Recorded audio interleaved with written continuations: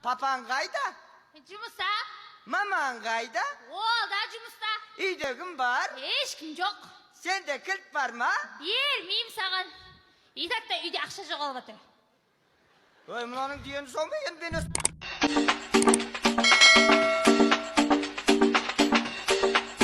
Çıktınlar mı?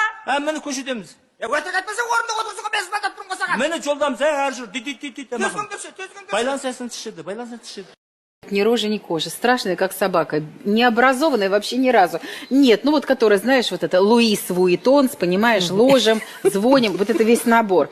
Армандаған шетеліме барып қайттым, армандаған машинамды алдым, армандаған шубамды кидім, иә. Осы ер азаматымның ақасы ғой бәрі.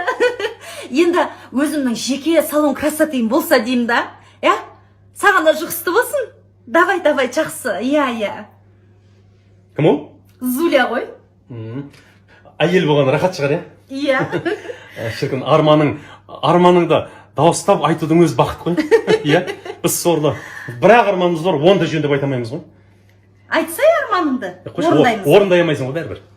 Айтсай? Орындайсың ба? Иә. Ыңғайсызданып отырмын айтуға.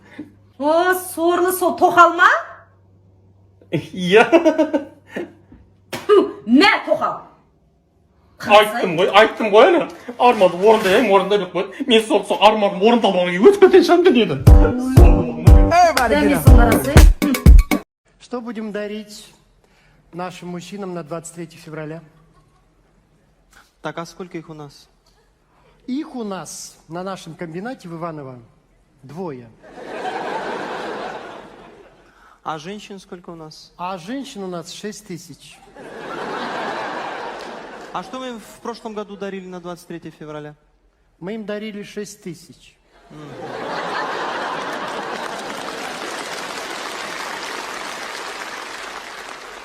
А они нам на 8 марта?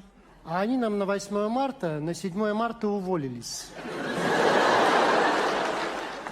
А на 9 снова на работу устроились. Они каждый год так делают. Знаешь что, Галечка, я предлагаю не брать их на работу 9 марта. Как это не брать?